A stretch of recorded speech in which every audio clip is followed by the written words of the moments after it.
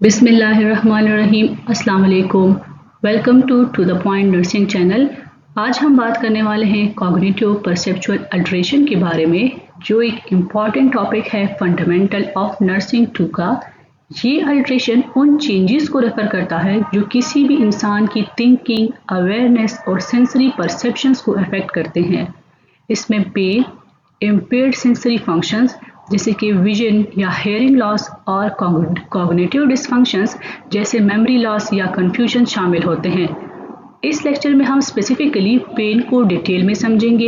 इसका डेफिनेशन क्या है, कौन से फिजियोलॉजिकल और साइकोसोशल फैक्टर्स पेन परसेप्शन को इन्फ्लुएंस करते हैं, और जब बॉडी पेन एक्सपीरियंस करती है तो कौन से स्टेजेस होती है जिसमें हमें ये रिस्पॉन्ड करती है। नर्सिंग केयर का रोल भी बहुत इंपॉर्टेंट है, क्योंकि इफेक्टिव पेन मैनेजमेंट से ना सिर्फ पेशेंट की क्वालिटी ऑफ लाइफ इंप्रूव होती है बल्कि रिकवरी भी जल्दी होती है।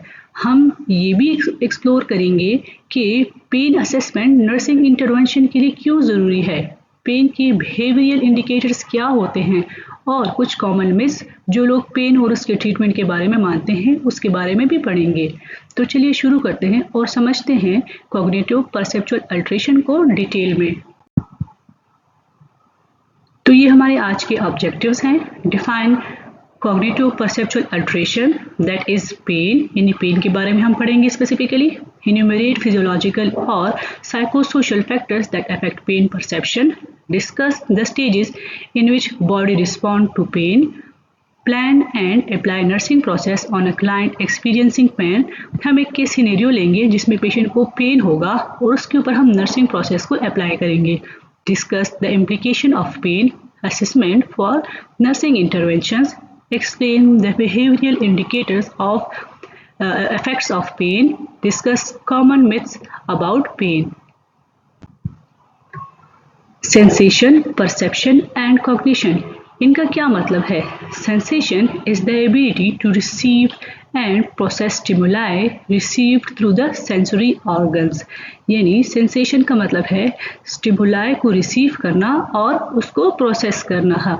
ये हमारे सेंसरी ऑर्गन जैसे कि आंखें, कान, नाक, जुबान और स्किन के जरिए आती हैं। मतलब जब हम कोई चीज़ देखते हैं, सुनते हैं, महसूस करते हैं या टच करते हैं तो ये सब सेंसेशन का हिस्सा होते हैं। फॉर एग्जाम्पल, जब आप गर्म चाय के कप को हाथ लगाते हैं और फ़ौरन हाथ हटा लेते हैं तो ये आपकी सेंसेशन है जो आपको डेंजर का एहसास दिलाती है। अगर एक न्यूबॉर्न बेबी अपनी माँ की आवाज़ और टच को महसूस करके रिलैक्स हो जाए तो ये एक अच्छी सेंसेशन होती है। Perception. Perception is the ability to experience, recognize and organize and interpret sensory stimuli. Perception का मतलब है स्टिमुलाई को समझना, पहचानना, ऑर्गेनाइज करना और उसके बाद उसको इंटरप्रेट करना। सिर्फ देखना या सुनना काफ़ी नहीं होता, हमें ये भी समझना पड़ता है कि जो हम महसूस कर रहे हैं उसका मतलब क्या है। फॉर एग्जाम्पल, अगर आप स्कूल की बेल की आवाज़ सुनते हैं और फ़ौरन समझ जाते हैं कि लंच ब्रेक का वक्त हो गया है तो ये आपकी परसेप्शन का हिस्सा होती हैं। या अगर हम एक और एग्जांपल लें, अगर एक पेशेंट पोस्ट सर्जरी के बाद अपने दर्द को समझ जाए और ये परसीव करे कि ये ठीक होने का प्रोसेस है तो ये स्ट्रेस और एंजाइटी से बचा सकता है। Cognition. Cognition is the intellectual ability to think. It includes element of memory, judgment, orientation, recent and remote. Cognition, इसमें हमारे पास मेमोरी, जजमेंट और ओरिएंटेशन शामिल होती है। मतलब हम पुरानी और नए एक्सपीरियंस को याद रख सकें और उन पर सोच सकें और उनका सही फैसला ले सकें। फॉर एग्जांपल, अगर आप किसी नए रास्ते से जा रहे हैं और आपको याद आ जाए कि यहाँ एक शॉर्टकट है जो आपने पहले देखा था तो ये आपकी कॉग्निशन का हिस्सा है। अगर एक एल्डरली पेशेंट जो सर्जरी के बाद कंफ्यूज था ग्रेजुअली अपने सराउंडिंग को समझने लग जाए और अपना नाम, जगह और डेट याद करने लगे तो ये कॉग्निशन का पॉजिटिव साइन है। अगर हम इसको समराइज करें, सेंसेशन का मतलब है स्टिमुलाई को रिसीव करना, परसेप्शन का मतलब है सेंसेशन को समझना, इसका क्या मतलब है, और कॉग्निशन मीन्स सेंसेशन और परसेप्शंस को याद कर लेना एंड यूज करना जब फ्यूचर में उनकी नीड हो। सो ये तीनों प्रोसेसेस मिलकर हमारी डेली लाइफ को आसान बनाती हैं। Physiology of sensation, perception and cognition, they are neurological functions. ये तमाम फंक्शंस न्यूरोलॉजिकल होते हैं। इसका मतलब ये है कि हमारी नर्वस सिस्टम के ज़रिए कंट्रोल होते हैं। नर्वस सिस्टम हमारी बॉडी के हर हिस्से से इंफॉर्मेशन कलेक्ट करता है और उसको एनालिसिस करके उसका रिस्पॉन्स तैयार करता है।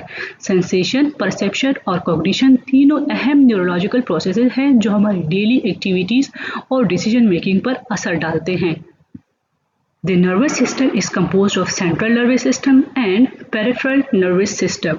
नर्वस सिस्टम दो अहम हिस्सों पर मुश्तमिल है, एक है सेंट्रल नर्वस सिस्टम एंड दूसरा है पेरिफेरल नर्वस सिस्टम। सो पहले सेंट्रल नर्वस सिस्टम को पढ़ते हैं। सेंट्रल नर्वस सिस्टम ये ब्रेन और स्पाइनल कॉर्ड पर मबनी होता है। ब्रेन सबसे बड़ा कंट्रोल सेंटर है जो सेंसरी इंफॉर्मेशन को समझने, सोचने और फैसला लेने में मदद देता है, और स्पाइनल कॉर्ड सिग्नल्स को ब्रेन तक और ब्रेन से बैक बॉडी तक पहुंचाने का काम करती है। अब अगर हम बात करें पेरिफेरल नर्वस सिस्टम के बारे में, पेरिफेरल नर्वस सिस्टम क्रेनियल और स्पाइनल नर्व्स का नेटवर्क है जो सीएनएस को बॉडी के तमाम हिस्सों से कनेक्ट करता है। ये दो किस्म का होता है, एक होता है सेंसरी नर्व्स और सेकंड होता है मोटर नर्व्स। सेंसरी नर्व्स को एफरेंट नर्व्स भी कहते हैं और मोटर नर्व्स को इफरेंट नर्व्स भी कहते हैं। सो सेंसरी नर्व्स ये हमारी ये इंफॉर्मेशन ब्रेन और स्पाइनल कॉर्ड तक लेकर जाते हैं, जैसे टच, टेम्परेचर और पेन का सिग्नल भेजते हैं। और मोटर नर्व्स ये ब्रेन और स्पाइनल कॉर्ड से बॉडी के मसल्स तक सिग्नल्स भेजती हैं ताकि मूवमेंट परफॉर्म हो सके।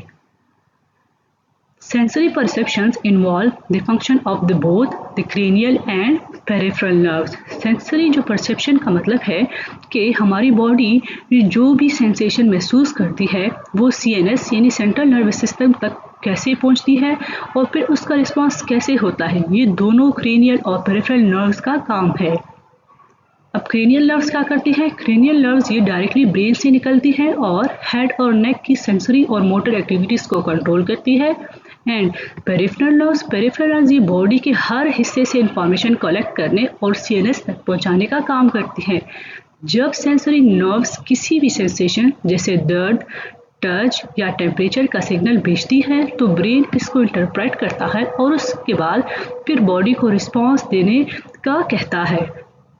अगर हम इसके एग्जाम्पल लें, अगर आप बर्फ़ को हाथ लगाते हैं तो फ़ौरन आपके हाथ की सेंसरी नर्व सिग्नल भेजती हैं कि बर्फ़ बहुत ठंडी है। ये सिग्नल स्पाइनल कॉर्ड और फिर ब्रेन तक जाता है। यहाँ ब्रेन इसका एनालिसिस करता है और आपको फ़ौरन हाथ हटाने का एहसास होता है। ये सीएनएस और पीएनएस का एक नेचुरल रिस्पॉन्स है जो आपको इंजरी से बचाने में मदद देता है। Sensory, perceptual and cognitive alteration. अब ये डिफरेंट टाइप्स ऑफ इश्यूज हैं जो हमारे पास सेंसरी सीएनएस में हो सकते हैं या हमारी जो परसेप्शंस हैं उसमें हो सकते हैं। तो नंबर 1 है सेंसरी डिफिसिट। सेंसरी डिफिसिट एक मेडिकल टर्म है जो किसी भी सेंस जैसे देखना, सुनना या टच या टेस्ट की कमी या मसला होने को जाहिर करता है। ये एक या ज़्यादा सेंसेस में हो सकता है और पेशेंट की डेली लाइफ और सेल्फ केयर एक्टिविटीज़ को मुश्किल बनाता है। फॉर एग्जांपल, एक बुजुर्ग शख्स जिनका सुनने का सेंस जो है कमज़ोर हो गया है, वो लोगों की बातें सही से नहीं सुन सकता, जिसकी वजह से उसका सोशल इंटरेक्शन भी कम हो जाता है। तो ये किसकी वजह से होता है? ये सेंसरी डेफिसिट की वजह से होता है। एक पेशेंट जो डायबिटिक न्यूरोपैथी का शिकार है, उसको अपने पैर पे यानी अपने फुट पे या हाथ पे प्रॉपर सेंसेशन नहीं मिलती, जिसकी वजह से उसको चोटों का एहसास नहीं होता और इन्फेक्शन का रिस्क बढ़ जाता है। तो ये टिश्यू डैमेज का रिस्क किस वजह से बढ़ रहा है?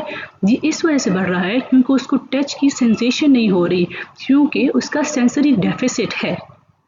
Sensory deprivation.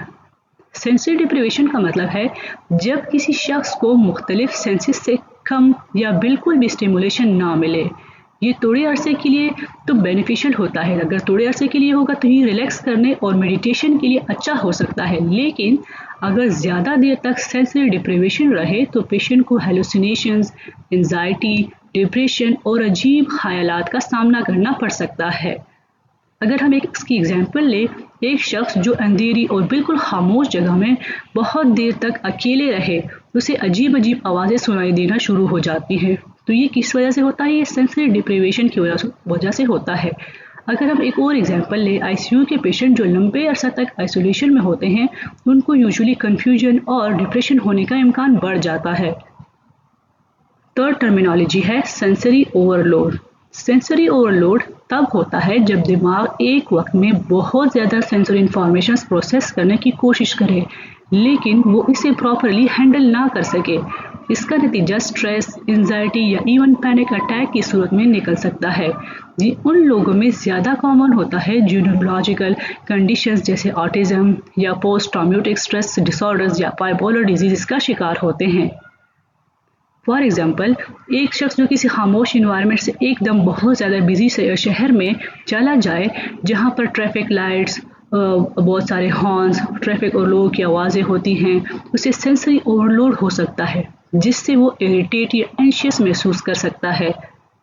अगर हम एक और एग्जांपल ले, एक नर्स जिसकी पहले एक खामोश से जनरल वार्ड में ड्यूटी थी एंड नाउ उसको एक बिजी नॉइसी आईसीयू में ड्यूटी के लिए भेज दें, तो कुछ देर के लिए वो परेशान हो जाता है।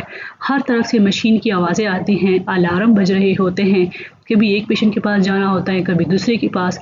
तो ऐसे नर्सिस को बहुत सारी सेंसेशन एक साथ मिल रही होती हैं, उसका ब्रेन उसको हैंडल नहीं कर पा रहा, तो या तो वो एंजाइटी का शिकार हो जाएगा और या जो है वो एग्रेशन शो करेगा। अक्सर तो जब घर भी जाते हैं, सोने की कोशिश करते हैं, तब भी कानों में अलार्म की टोंग टोंग की बहुत सारी आवाज़ें आती हैं, इंसान सो भी नहीं सकता। तो इसको कहते हैं सेंसरी ओवरलोड, जब आपका ब्रेन इतनी ज़्यादा सेंसेशन को हैंडल ना कर सके। अगर हम इसको समराइज करें, सेंसर डिफिसिट क्या होता है? सेंसरी डिफिसिट जब किसी एक या ज़्यादा सेंसेस कमज़ोर हो जाए, ठीक है। सेंसरी डिप्राइवेशन का मतलब है जब किसी शख्स को सेंसरी स्टिमुलेशन ना मिले, जो रिलैक्स भी कर सकती है, लेकिन लंबे अरसे तक अगर इस तरह होगा तो एंजाइटी और हेलुसिनेशंस भी हो सकती हैं। थर्ड टर्मिनोलॉजी है सेंसरी ओवरलोड, जब दिमाग एक वक्त में बहुत ज़्यादा इंफॉर्मेशन प्रोसेस करने की कोशिश करे और ओवरवेल्म्ड हो जाए, इससे स्ट्रेस और एंजाइटी हो सकती है, जिसको कहते हैं सेंसरी ओवरलोड। ना हम बात करेंगे पेन के बारे में। What is pain? The international association of the study for the study of pain, IESP, adopted the following definition of pain, that pain is an unpleasant sensory emotional experience associated with actual or potential tissue damage or described in terms of such damage। ठीक है। IESP कहता है दर्द जो है एक नाखुशगवार जिस्मानी और जज्बाती तजुर्बा है जो एक्चुअल या पोटेंशियल नुकसान या चोट के नतीजे में महसूस होता है। ये सिर्फ टिश्यू डैमेज तक महदूद नहीं, बल्कि इमोशनल और साइकोलॉजिकल असरात भी डाल सकता है। हर शख्स का दर्द महसूस करने का तरीका मुख्तलिफ होता है, जो उसकी जो सेहत की इस वक्त करंट हालत है या जज्बाती कैफियत है और दर्द की इंटेंसिटी पर मबनी होता है। अगर हम कहते हैं कि ये एक इमोशनल या एक सेंसरी एक्सपीरियंस है, अनप्लेजेंट सेंसरी एक्सपीरियंस है, तो ये कैसे एक अनप्लेजेंट सेंसरी एक्सपीरियंस है? पेन को सेंसरी एक्सपीरियंस इसलिए कहा जाता है क्योंकि ये नर्वस सिस्टम के ज़रिए महसूस होता है और हमारी बॉडी में स्पेशलाइज्ड पेन रिसेप्टर्स, जिसको नोसिसेप्टर्स कहते हैं, जो इंजरी या किसी डैमेज को डिटेक्ट करते हैं। जब भी कोई नुकसान होता है तो ये रिसेप्टर्स स्पाइनल कॉर्ड के ज़रिए ब्रेन को सिग्नल भेजते हैं, जिससे हमें पेन की इंटेंसिटी यानी तेज़ है या हल्का, लोकेशन यानी किस जगह पर दर्द हो रहा है, और नेचर यानी किस टाइप का है, बर्निंग पेन है, शार्प है, डल है या थ्रोबिंग है, का एहसास होता है। तो ये एक सेंसरी एक्सपीरियंस है। अगर हम कहते हैं कि पेन एक अनप्लेजेंट इमोशनल एक्सपीरियंस है, तो एक इमोशनल एक्सपीरियंस कैसे है? दर्द सिर्फ एक फिजिकल सेंसेशन नहीं है, बल्कि एक जज्बाती और नफ्सियाती असर भी होता है इसका। इंसान किस तरह पेन को परसीव करता है और इसका रिएक्शन क्या होता है, ये क्योंकि इमोशन और गुजरे हुए तजुर्बात, स्ट्रेस लेवल और मेंटल स्टेट पर डिपेंड करता है। फॉर एग्जांपल, फियर और एंजाइटी की अगर हम बात करें, इंजेक्शन या सर्जरी से पहले बहुत सारे पेशेंट डर या घबराहट महसूस करते हैं, जो उनकी पेन परसेप्शन को और बढ़ा सकता है। ये एक इमोशन के साथ भी इसकी रिलेशनशिप है। अगर हम डिप्रेशन और क्रॉनिक पेन की बात करें, जो लोग क्रॉनिक पेन जैसे एर्थराइटिस या कमर का दर्द का सामना करते हैं, उनमें अक्सर उदासी, बेचैनी और मायूसी बढ़ जाती है, जो पेन को और तकलीफदेह बना सकती है। ठीक है।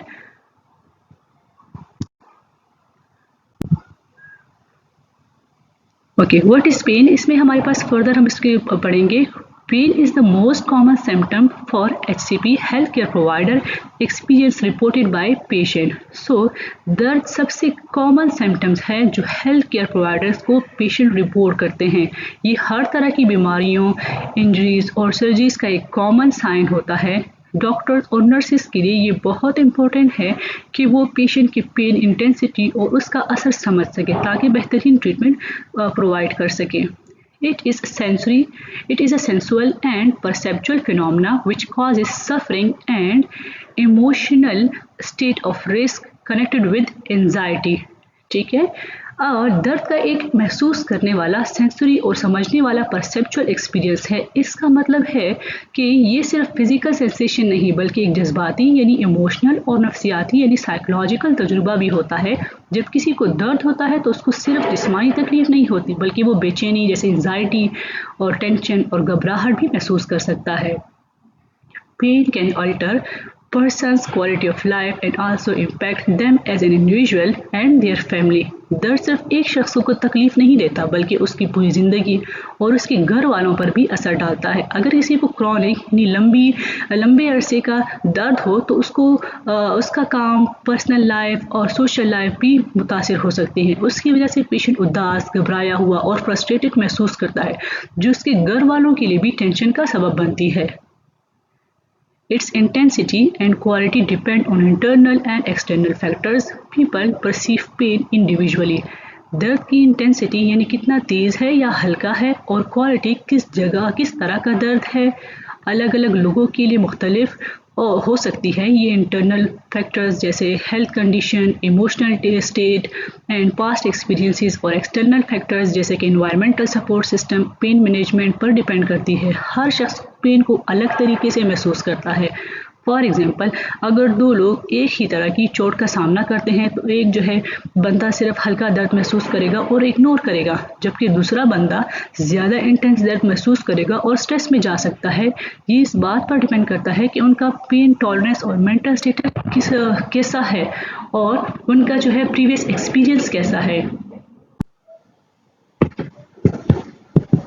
Pain receptors are nerve endings in the tissues which receive pain stimuli, more in skin and joints and less in organs and deeper tissues. Nociceptors are the specialized pain receptors can be excited by any stimulus. Pen receptors वो nerve ending है जो दर्द को महसूस करते हैं और ये सिग्नल दिमाग तक भेजते हैं। ये रिसेप्टर ज़्यादातर स्किन और जॉइंट्स में होते हैं, जहाँ ट्रॉमा का ज़्यादा रिस्क होता है, जबकि ऑर्गन्स और डीपर टिश्यू में ये कम होते हैं।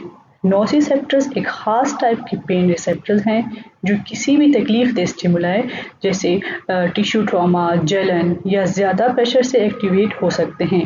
फॉर एग्जाम्पल, अगर हाथ गर्म चाय से लग जाए तो पेन रिसेप्टर्स फौरन सिग्नल भेजते हैं और हाथ हटाने का रिफ्लेक्स होगा। इंजेक्शन लगाने से जो दर्द महसूस होता है वो भी पेन रिसेप्टर्स के थ्रू एक्टिवेशन की वजह से होता है। Pain threshold. अब पेन थ्रेशोल्ड क्या है? Pain threshold is the level at which persons first begin to experience pain from a stimuli. Pain threshold वो लेवल होता है जहां से एक शख्स पहली दफा दर्द महसूस करना शुरू करता है। हर इंसान का थ्रेशोल्ड अलग होता है। किसी का दर्द महसूस करने का लेवल कम होता है और किसी का ज्यादा होता है। फॉर एग्जाम्पल, कोई शख्स हल्की सी चोट पर भी दर्द महसूस कर सकता है, जबकि दूसरा शख्स जब तक सख्त या तेज दर्द महसूस ना करे तब तक चुप रहता है और कुछ भी नहीं कहता। Pain tolerance. A person's pain tolerance is the overall level of pain of a person can tolerate before breaking down either physically or mentally. Pain tolerance से मुराद है कितना दर्द कोई शख्स बर्दाश्त कर सकता है बिना इमोशनल या फिजिकल ब्रेकडाउन होने के। ये भी हर शख्स के लिए मुख्तलिफ होता है और फिजिकली एंड साइकोलॉजिकल फैक्टर्स पर डिपेंड करता है। फॉर एग्जाम्पल, अगर हम अपनी मर्जी से स्किन पे टैटू बनवाने वाला अगर हम अपने स्किन पर अपनी मर्जी से टैटू बनवाते हैं तो हमें यूजुअली दर्द कम महसूस होता है और हम उसको टॉलरेट करते हैं। लेकिन अगर किसी और वजह से, फॉर एग्जाम्पल किसी टिश्यू ट्रॉमा की वजह से और जिसमें हमारी मर्जी ना हो हमें इंजेक्शन लगे तो उसमें हमें दर्द जो है ज़्यादा फील होता है। तो ये डिपेंड करता है अपने फिजियोलॉजिकल एंड साइकोलॉजिकल फैक्टर्स पर भी। Pain stimulus. अब पेन स्टिमुलस क्या है? पेन स्टिमुलस का मतलब है वो मुख्तलिफ चीज़ें जो बॉडी के पेन रिसेप्टर जैसे नोसिसेप्टर्स को एक्टिवेट करते हैं। ये ट्रिगर्स मैकेनिकल भी हो सकते हैं, थर्मल भी हो सकते हैं या केमिकल भी हो सकते हैं। तो पहले हम पढ़ेंगे mechanical pain stimulus. Mechanical pain stimulus में हमारे पास डिफरेंट आते हैं जिसमें टिश्यू ट्रॉमा जैसे सर्जरी या एक्सीडेंट के बाद होता है, इन्फ्लेमेशन, ट्यूमर या मसल स्पाज्म हो सकता है। मैकेनिकल पेन स्टिमुलस तब होता है जब किसी भी फिजिकल फोर्स की वजह से बॉडी टिश्यू डैमेज हो जाए। ये डैमेज किसी एक्सीडेंट, सर्जरी, इन्फ्लेमेशन, ट्यूमर या मसल स्पाज्म की वजह से हो सकता है। जब टिश्यू प्रेशर या टेंशन फेस करता है तो पेन रिसेप्टर एक्टिवेट हो जाते हैं और दर्द महसूस होता है। फॉर एग्जाम्पल, अगर कोई इंसान गिर जाए और घुटना छिल जाए तो ये एक मैकेनिकल ट्रॉमा है। अनदर एग्जाम्पल हम देखते हैं, सर्जरी के बाद पेशेंट को स्टिचेस की जगह पर दर्द होता है क्योंकि उस जगह टिश्यू ट्रॉमा होता है। ठीक है। एरिथ्राइटिस के पेशेंट जिनको जॉइंट्स में इन्फ्लेमेशन की वजह से मैकेनिकल पेन होता है, ये भी एग्जाम्पल है मैकेनिकल स्टिमुलेशन की या मैकेनिकल ट्रॉमा की। ठीक है। सेकेंड है हमारे पास थर्मल में हमारे पास एक्सट्रीम हीट और कोल्ड आता है। थर्मल पेन तब होता है जब किसी स्किन या body tissue extreme temperature face करती है। ये तो बहुत ज़्यादा गर्म हो या बहुत ठंडा टेम्परेचर हो।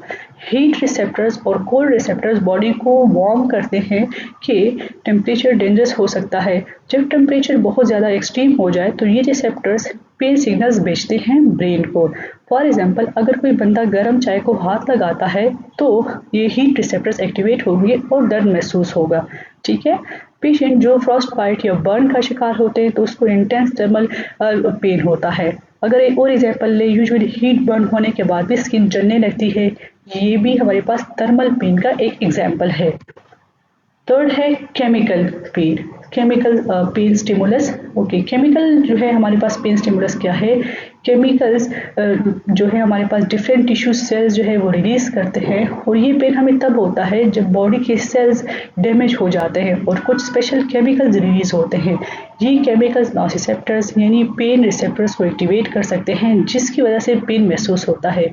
इंजरी या इन्फेक्शन के वक्त केमिकल जैसे प्रोस्टाग्लैंडिन और लैक्टिक एसिड रिलीज होते हैं जो पेन और इन्फ्लेमेशन को बढ़ाते हैं। फॉर एग्जांपल, अगर कोई बंदा मॉस्किटो बाइट होने के बाद इरिटेशन महसूस करता है तो ये केमिकल पेन है क्योंकि मच्छर के सलाइवा में कुछ फॉरेन प्रोटीन्स और केमिकल्स होते हैं जो बॉडी के इम्यून सिस्टम को अलर्ट करते हैं। तो बॉडी अपनी तरफ से भी कुछ केमिकल्स रिलीज करती हैं जैसे प्रोस्टाग्लैंडिन जो कि पेन और को फर्दर बढ़ाते हैं। अर्थराइटिस के जो पेशेंट होते हैं उनको केमिकल पेन महसूस होता है क्योंकि उनके जॉइंट्स में प्रोस्टाग्लैंडिन रिलीज होती है जो इन्फ्लेमेशन और दर्द का सबब बनता है। अगर एक और एग्जाम्पल हम ले, हार्ट अटैक के वक्त हार्ट के डैमेज टिश्यूज में लैक्टिक एसिड बिल्डअप की वजह से चेस्ट पेन महसूस होता है। सो हर तरह के पेन एक स्पेसिफिक स्टिमुलस से एक्टिवेट होते हैं, चाहे मैकेनिकल पेन हो किसी जो कि हमारे पास किसी इंजरी या प्रेशर से होता है। थर्मल पेन हमारे पास यूजुअली एक्सट्रीम टेम्परेचर के साथ होता है और केमिकल पेन हमारे पास बॉडी के अंदर होने वाले रिएक्शन से होता है। Pathways of pain. जब पेन रिसेप्टर्स नोसिसेप्टर्स किसी स्टिमुलस जैसे injury, burn, pressure, chemical reaction से एक्टिवेट होते हैं तो पेन का सिग्नल नर्व के जरिए स्पाइनल कॉर्ड और ब्रेन तक जाता है। ये एक स्ट्रक्चर्ड प्रोसेस होता है जो डिफरेंट फाइबर्स और ब्रेन के स्पेसिफिक एरियाज को इन्वॉल्व करता है। सो इसमें फर्स्ट स्टेप हमारे पास आता है pen receptors excited by stimulus. ठीक है, जब बॉडी किसी भी पेनफुल स्टिमुलस को सामना करती है तो नोसिसेप्टर्स एक्टिवेट हो जाते हैं। ये pen receptors skin, muscle, joints और ऑर्गन्स में होते हैं। जब इंजरी या डैमेज होता है तो ये रिसेप्टर्स पेन इम्पल्सेस जनरेट करते हैं। ठीक है, हमारे पास सेकंड है pain impulses travels from nerve fibres to spinal cord. तो क्या होता है कि पेन्स के सिग्नल्स नर्व फाइबर्स के थ्रू स्पाइनल कॉर्ड तक जाते हैं और ये दो तरह के फाइबर्स यूज करते हैं। एक होता है ए डेल्टा फाइबर्स एंड सेकेंड होता है सी फाइबर्स। ए डेल्टा फाइबर जो है हमारे पास यूजुअली फास्ट पेन को कंडक्ट करते हैं। ये शार्प लोकलाइज्ड पेन ट्रांसमिट करते हैं।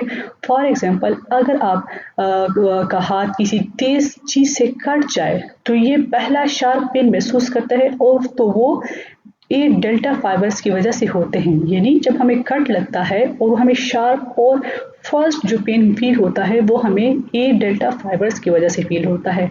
सेकेंड टाइप ऑफ फाइबर्स जो होते हैं वो हैं सी फाइबर्स। ये हमारे पास यूजुअली स्लो पेन कंडक्ट करते हैं। इसमें जो हमारे पास पेन फील होता है यूजुअली डल, एकिंग या बर्निंग टाइप का पेन होता है। फॉर एग्जाम्पल जब आपका हाथ इनिशियली किसी शार्प चीज से कट होता है तो एक शार्प पेन फील होने के बाद कुछ घंटे के बाद या तो आधे घंटे के बाद आपको जो है एक हल्का सा दर्द, कंटिन्यूअस पेन, कंटिन्यूअस सेंसेशन जो है फील होती है। तो एक कंटिन्यूअस हल्का सॉफ्ट सा पेन जो है वो सी फाइबर्स की वजह से होता है। थर्ड स्टेप है हमारे पास through brain stem to cerebral cortex and thalamus. जब स्पाइनल कॉर्ड पेन सिग्नल को रिसीव करता है तो ये ब्रेन स्टेम के थ्रू सेरेब्रल कॉर्टेक्स और थैलेमस तक पहुंचता है। ये पार्ट पेन को प्रोसेस करता है और बॉडी को बताता है कि पेन किस जगह हो रहा है और कितना इंटेंस हो रहा है। थैलेमस क्या करता है? थैलेमस पेन को आइडेंटिफाई और लोकलाइज करता है। फॉर एग्जांपल अगर आपके पाँव के अंगूठे में किसी फर्नीचर से टकरा जाए तो थैलेमस उस पेन को रिकॉग्नाइज करता है कि हमारे पाँव में किस एरिया में पेन हो रहा है। ठीक है, सेरेब्रल कॉर्टेक्स करता है क्या करता है? ये पेन का इमोशनल और कॉग्निटिव रिस्पॉन्स हैंडल करता है। फॉर एग्जांपल अगर कोई बंदा सर्जरी के बाद पेन महसूस करता है तो सेरेब्रल कॉर्टेक्स उस पेन की इंटेंसिटी और रिएक्शन डिटरमाइन करता है। जैसे कि पेशेंट रोएगा या स्ट्रेस में जाएगा या पेन को जो है रेजिस्ट करेगा। तो ये जो पेशेंट को जो पेन को रिस्पॉन्स है इसको कौन कंट्रोल करता है? Cerebral cortex. फोर्थ है transmit impulses to the somatic sensory cortex. जब पेन सिग्नल ब्रेन तक पहुंचता है तो वो सोमैटिक सेंसरी कॉर्टेक्स में प्रोसेस होता है। ये पार्ट पेन का डिटेल एनालिसिस करता है और बॉडी को रिएक्ट करने के लिए सिग्नल भेजता है। फॉर एग्जांपल अगर आप गर्म चीज टच करते हैं तो सोमैटिक सेंसरी कॉर्टेक्स फौरन रिएक्ट करता है और हाथ हटाने का सिग्नल भेजता है। ठीक है, फिफ्थ है neuron in the thalamus and brain stem send signals to stop pain impulses. ठीक है, जब ब्रेन पेन इम्पल्सेस प्रोसेस कर लेता है तो अब वो न्यूरॉन्स को सिग्नल भेजता है कि पेन इम्पल्स को स्लो या स्टॉप करे। तो ब्रेन इंडोर्फिन्स और इनहिबिटरी न्यूरोट्रांसमीटर जैसे कि गाबा और सेरोटोनिन रिलीज करता है। ये केमिकल्स पेन रिसेप्टर्स को ब्लॉक करके पेन इम्पल्सेस को स्लो या स्टॉप कर देते हैं। फॉर एग्जांपल अगर आप पेन किलर्स लें या डीप ब्रीथिंग एक्सरसाइज करें तो ब्रेन पेन सिग्नल्स को ब्लॉक करता है और आपको रिलीफ महसूस होता है। पेन के पाथवेज को थोड़ा सा समराइज करते हैं। पेन के पाथवे में different fibre, spinal cord, brain stem, thalamus और सेरेब्रल कॉर्टेक्स इन्वॉल्व होते हैं। ब्रेन पेन का सिग्नल एनालाइज करता है और उसका रिस्पॉन्स जनरेट करता है। ये प्रोसेस हमें डेंजर से बचाने के लिए ज़रूरी होता है ताकि हम फौरन रिएक्ट कर सकें और इंजरी को कंट्रोल कर सकें। अब हम एक्यूट एंड क्रॉनिक पेन में हमारे पास डिफरेंस ये होता है कि एक्यूट पेन यूजुअली जो है हमारे पास माइल्ड टू सीवियर पेन होता है और इसकी वजह से हमारे पास सिंपैथेटिक नर्वस सिस्टम एक्टिवेट होता है। सिंपैथेटिक नर्वस सिस्टम एक्टिवेट होने की वजह से हमारे पास usually pulse rate, respiratory rate और ब्लड प्रेशर जो है वो अक्सर बढ़ जाते हैं और पेशेंट को जो है पसीना आता है, डायफोरेसिस होता है और जो उनकी प्यूपल्स है वो डायलेट हो जाते हैं। तो जब हमें ये रिस्पॉन्सेज मिलेंगे तो हमें पता चलेगा कि ये एक्यूट पेन है। और यूजुअली एक्यूट पेन जो है directly due to tissue injury की वजह से होते हैं और जैसे जैसे हमारे पास टिश्यू जो है हीलिंग करता है तो ये पेन जो है कम होना शुरू हो जाता है। एक्यूट पेन में अक्सर जो है पेशेंट रेस्टलेस होता है, एंशियस होता है, परेशान होता है और पेशेंट कंप्लेन करता है कि उसको पेन हो रही है, ठीक है। और clients exhibit behavioral indicators of pain, crying, rubbing and holding areas। इसमें पेशेंट क्या करेगा कि पेशेंट रिपोर्ट करेगा कि उसको जो है पेन हो रहा है, वो जो है रिस्पॉन्स करेगा, यानी वो रोना शुरू कर देगा या इफेक्टिव एरिया को जो है पकड़ना शुरू कर देगा, उसको रब करना शुरू करेगा। तो इस किस्म की जो है जब हमारे पास सिम्टम्स आते हैं, इस किस्म की जब हमारे पास बिहेवियर्स आते हैं तो यूजुअली जो है ये एक्यूट पेन को शो करते हैं। फॉर एग्जांपल सर्जरी के बाद या एक्सीडेंट या के बाद जो है फ़ौरन पेन शुरू हो जाता है तो वो एक्यूट पेन होता है, ठीक है। दांत निकलने के बाद या बर्न इंजरी के बाद जो पेन होता है वो अक्सर एक्यूट पेन होता है, ठीक है। अगर हम क्रॉनिक पेन की बात करें, क्रॉनिक पेन में यूजुअली माइल्ड होता है, माइल्ड से सीवियर तक होता है, ठीक है। लेकिन इसमें क्या होता है कि हमारे पास पैरासिम्पैथेटिक नर्वस सिस्टम का ही रिस्पॉन्स होता है, यानी इसमें जो हमारे पास बेसिक वाइटल साइन है वो डिस्टर्ब नहीं होते। इसमें हमारे पास वाइटल साइंस नॉर्मल होंगे, पेशेंट को पसीना नहीं आएगा और जो अफेक्टेड एरिया है हो सकता है कि वो थोड़ा सा वार्म हो और उनके प्यूपल्स या तो नॉर्मल हो सकते हैं या डायलेटेड भी हो सकते हैं। लेकिन इसमें क्या होता है कि इसमें ये पेन जो है लॉन्ग टाइम के लिए रहता है, यानी ये जो है हीलिंग के साथ जो है वो रिजॉल्व नहीं होता और पेशेंट इस तरह के पेशेंट जो लॉन्ग टाइम के पेन में और क्रॉनिक पेन में होते हैं वो यूजुअली डिप्रेस्ड और विड्रॉन नज़र आते हैं, मतलब लोगों के साथ बातें वगैरह कम करते हैं और अक्सर जो है डिप्रेशन में और परेशान और चुप चुप गुमसुम नज़र आते हैं। और ये पेशेंट जो है अक्सर इनको इतनी आदत हो जाती है कि वो लोग फिर अपने पेन का जिक्र भी नहीं करते, यानी अगर उनको कंटिन्यूसली पेन हो रहा है तो वो आपको नहीं बताएंगे कि मुझे पेन हो रहा है, ठीक है। इनका जो पेन का बिहेवियर है यूजुअली एब्सेंट हो जाता है, वो लोगों को बताना ही ख़त्म कर देता है क्योंकि उनको फील होता है कि ये पेन जो है ये तो बस ज़िंदगी भर का पेन है और ये तो ख़त्म ही नहीं हो रहा। तो इसकी वजह से ये लोग क्या करते हैं कि ये बताना ही छोड़ देते हैं। फॉर एग्जांपल इसमें हमारे पास यूजुअली अर्थराइटिस के दर्द का जो पेन होता है जो सालों साल होता है वो वाले पेशेंट शामिल होते हैं। वो अर्थराइटिस का पेन जो है वो क्रॉनिक पेन होता है, ठीक है। तो अगर थोड़ा सा हम इसको समराइज करें कि एक्यूट पेन और क्रॉनिक पेन में क्या डिफरेंस है, तो एक्यूट पेन क्या होता है, शॉर्ट टर्म के लिए होता है, हीलिंग के साथ रिजॉल्व होता है, ठीक है। इसमें हमारे पास सिंपैथेटिक नर्वस सिस्टम इन्वॉल्व होता है। फिजिकल साइंस जो है हमारे पास बेसिक वाइटल साइंस जो हैं, for example BP, heart rate जो है ये बढ़ जाते हैं, रेस्पिरेटरी रेट बढ़ जाता है, स्वेटिंग होती है, पेशेंट को जो है आईज की जो प्यूपिल्स हैं वो डायलेट हो जाते हैं और अक्सर जो पेशेंट का बिहेवियर है वो रेस्टलेस होता है, रोना शुरू कर देते हैं, ठीक है। तो ये एक्यूट पेन होता है। क्रॉनिक पेन जो है इसको भी दोबारा समराइज करते हैं, वो लॉन्ग टाइम का पेन होता है, हीलिंग के साथ भी वो रहता है, मतलब हीलिंग भी होती रहेगी लेकिन फिर भी पेन होता रहेगा, कम नहीं होता। इसमें बॉडी का पैरासिम्पैथेटिक जो कि नॉर्मल स्टेट है वो रिस्पॉन्स रहता है, जो वाइटल साइंस हैं वो यूजुअली नॉर्मल रहते हैं, प्यूपल्स भी यूजुअली डायलेट नहीं होते लेकिन सम टाइम क्रॉनिक पेन के साथ ये डायलेट भी हो सकते हैं और पेशेंट का बिहेवियर जो है विड्रॉन होगा, डिप्रेस्ड होगा और पेन को मेंशन यूजुअली नहीं करता है, ठीक है। टाइप्स ऑफ पेन, पेन के अब डिफरेंट टाइप्स हो सकते हैं। फिजियोलॉजिकल पेन हो सकता है when tissues are damage, for example skin cut और ब्रोकन बोन्स, ठीक है।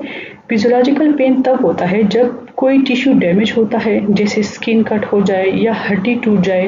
ये एक नेचुरल प्रोटेक्टिव रिस्पॉन्स है जो ब्रेन को अलर्ट करता है कि इंजरी हुई है ताकि बॉडी हीलिंग का प्रोसेस स्टार्ट कर सके। तो ये एक फिजियोलॉजिकल पेन है जो यूजुअली हमारे पास किसी टिश्यू ट्रॉमा की वजह से होता है, उसको क्या कहेंगे, फिजियोलॉजिकल पेन, ठीक है। इसमें हमारे पास फॉर एग्जांपल अगर चलती बाइक से कोई गिर जाए और उसका जो है घुटना जो है उसके ऊपर जो है थोड़ा सा चलनी हो जाए तो उसको क्या कहेंगे, इस टाइप की ट्रॉमास को हम कहेंगे फिजियोलॉजिकल पेन, ठीक है। या अगर किसी की हड्डी टूट जाए तो अगेन वो फिजियोलॉजिकल पेन में आएगा। सेकंड हमारे पास है सोमेटिक पेन। सोमेटिक पेन क्या होता है? Somatic pain originates in skin, muscles, bones and sprained ankles, ठीक है। सोमेटिक पेन वो होता है जो स्किन, मसल्स या बोन से स्टार्ट होता है।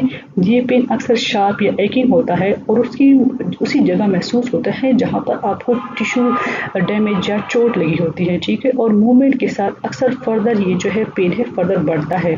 फॉर एग्जांपल अगर आपके पाँव पे मोच आ जाए, ठीक है, आपका पाँव मुड़ जाए तो जो दर्द महसूस होगा वो क्या होगा, वो सोमेटिक पेन होगा, ठीक है। अगर जिम में ज़्यादा वेट उठाने से मसल्स जो है एक्स्ट्रा पुल हो जाएं तो उसको भी जो है हम क्या कहेंगे, सोमेटिक पेन कहेंगे।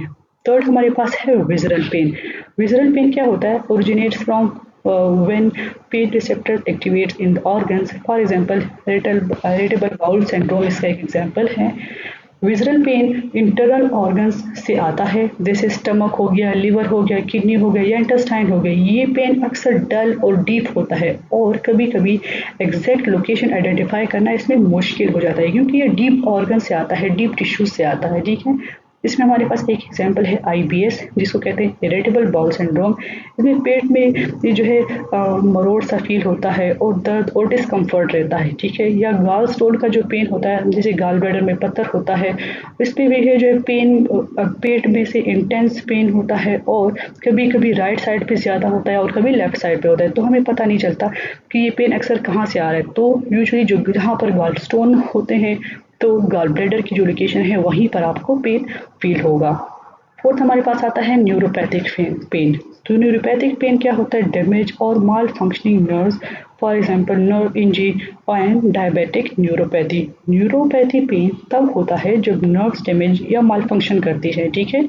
ये पेन अक्सर हमारे पास बर्निंग, टिंगलिंग या शूटिंग सेंसेशंस जैसे एहसास करवाते हैं। इसमें हमारे पास एग्जाम्पल आता है डायबिटिक न्यूरोपैथी, जिसमें शुगर बहुत ज़्यादा बढ़ जाता है और नर्व्स जो है डैमेज हो जाती हैं, जिसकी वजह से पाँव और हाथ में जो है मुसलसल सेंसेशंस होती रहती हैं। या शियाटिका जो है उसमें हमारे पास शियाटिक नर्व जो है डैमेज होने से कमर में टांग तक शार्प पेन महसूस होता है। यहाँ पर कमर से लेकर लोअर बैक से लेकर हमारे पास जो फुट है, फुट की बड़ी उंगली है, तो उस तक कंटिन्यूसली जो है पेन फील होता रहता है, ठीक है। तो इस तरह की पेन जो कि नर्व्स की डैमेज की वजह से होते हैं उसको कहते हैं न्यूरोपैथिक पेन। हमारे पास जो फिफ्थ है वो है फैंटोम पेन। फैंटोम पेन क्या होता है? Occurs in patient after amputation and relates pain in the amputated limb. Phantom pain एक अजीब सेंसेशन होती है जब और ये कब होती है? जब कोई लिम्ब यानी हाथ या टांग एम्पुटेट हो जाए यानी कट हो जाए, लेकिन पेशेंट फिर भी उस जगह पर पेन महसूस करता है जिसे जहाँ से लिम्ब या हाथ या पाँव जो है वो कट होता है। इवन उनका हाथ या पाँव नहीं होता, वो कट होता है, लेकिन उस कट एरिया से पेशेंट को फिर भी पेन जो है फील होता है। तो इस पेन को क्या कहते हैं? फैंटोम पेन, ठीक है। सिक्स है मायालजिया, MYALGIA। मायालजिया क्या है? Caused by irritation of the reception in the muscles and fascia accumulated metabolites, ठीक है। मायालजी का मतलब है कि मसल्स पेन जो अक्सर एक्सेसिव यूज़ या टेंशन या वायरल इन्फेक्शन की वजह से होता है। फॉर एग्जांपल अगर जिम में हैवी वर्कआउट करें तो अगले दिन मसल्स में दर्द होना शुरू हो जाता है, तो ये जो दर्द होता है ये क्या होता है? मायालजिया पेन होता है। ये मसल्स के डैमेज की वजह से पेन होता है, ठीक है। या वायरल फीवर में जो है बॉडी एक्स महसूस होती है, तो ये क्या होता है? वायरल फीवर में क्या होता है कि मसल्स के जो सेल्स हैं उसमें डैमेज होना शुरू हो जाता है। तो वायरल फीवर की वजह से जो बॉडी में मसल्स में पेन होता है उसको क्या कहेंगे? मायालजिया पेन, ठीक है। सो नेक्स्ट हमारे पास है factors affecting pain perception. Different factors हैं जो कि पेन के परसेप्शन को अफेक्ट करते हैं। कोई भी टिश्यू जो है अगर डैमेज होता है तो पेन हमें कितना फील होगा, ठीक है, वो डिपेंड करता है डिफरेंट फैक्टर्स के ऊपर, साइकोलॉजिकल फैक्टर्स के ऊपर, सिचुएशनल फैक्टर्स के ऊपर और इस इंडिविजुअल की इमोशनल स्टेज के ऊपर, ठीक है। तो सबसे पहले हम पढ़ते हैं फिजियोलॉजिकल फैक्टर, जिसमें हम पढ़ेंगे सेक्स। मेन एंड वुमेन का जो है पेन का एक्सपीरियंस डिफरेंट होता है, ठीक है। क्योंकि उनका बॉडी जो है डिफरेंट होती है, उनकी हार्मोन डिफरेंट होती हैं, तो यूजुअली उनको पेन जो है फील डिफरेंट तरीके से होता है। ठीक है, रिसर्च के मुताबिक औरतें जो है अगर वो लेबर पेन में जाती हैं तो उनका जो पेन है वो औरतें ही बर्दाश्त कर सकती है। अगर सिमिलर पेन अगर मेल्स को दिया जाए तो वो जो है बर्दाश्त नहीं कर सकते, क्योंकि वो बहुत इंटेंसिटी का पेन है। ठीक है, तो डिफरेंट पेन जो हैं वो डिफरेंट इंडिविजुअल्स के लिए हैं और वो फील कर सकते हैं और टॉलरेट कर सकते हैं। ठीक है, यूजुअली जो है मेल्स को जो है रोड ट्रैफिक एक्सीडेंट की वजह से पेन होता है, फीमेल्स को जो है वो उनके डिफरेंट इश्यूज होते हैं तो डिफरेंट पेन इनको फील होता है। ठीक है, अगर हम एज की बात करें, ठीक है, एज में क्या है, बच्चे और बुजुर्ग को जो है अलग अलग तरीके से पेन जो है एक्सप्रेस करते हैं, अलग तरीके से उनको फील होता है। ठीक है, छोटा बच्चा इंजेक्शन पर चीखता है, लेकिन अगर हम बात करें ओल्ड एज की जो है बुजुर्ग की आदमी की बात करें तो उनको जब इंजेक्शन लगता है तो यूजुअली वो रिएक्ट नहीं करते और वो खामोश होते हैं। ठीक है, तो एज के अकॉर्डिंग भी पेन का रिस्पॉन्स डिफरेंट होता है।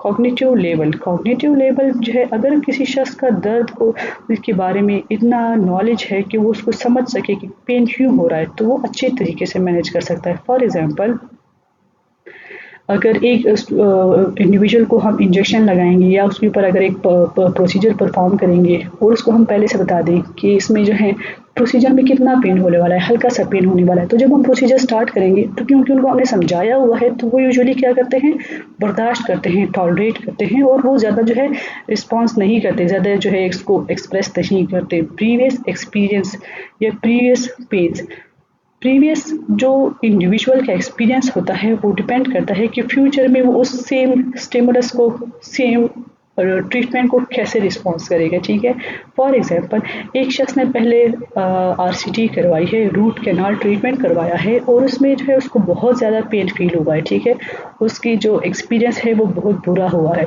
तो जब नेक्स्ट टाइम अगर उसको कोई और दांत खराब होगा और हम उसको कहेंगे कि आप डेंटिस्ट के पास चले जाएं, तो डेंटिस्ट का नाम सुनते ही उसका जो है बीपी हाई हो जाएगा, उसके जो इमोशनल रिस्पॉन्स है वो बहुत हमें बहुत ज़्यादा मिलेगा। तो ये डिपेंड करता है कि प्रीवियस जो है पेन का एक्सपीरियंस कैसा था। ठीक है, ये हमारे पास है फिफ्थ फैमिली लर्निंग। ठीक है, अगर घर वाले दर्द में चीखते चिल्लाते हैं तो बच्चा भी वैसे ही रिएक्ट करता है। ठीक है, फॉर एग्जांपल, अगर माँ इंजेक्शन पर चीखती है तो बच्चा उसको देखेगा और उसी से लर्न करेगा। जब फ्यूचर में बच्चे को इंजेक्शन लगेगा तो वो भी उस तरह चीखता चिल्लाएगा और जो है एक्सट्रीम रिस्पॉन्स देगा। नेक्स्ट है हमारे पास कल्चर। ठीक है, हर कल्चर में दर्द को, पेन को एक्सप्रेस करने का तरीका अलग होता है।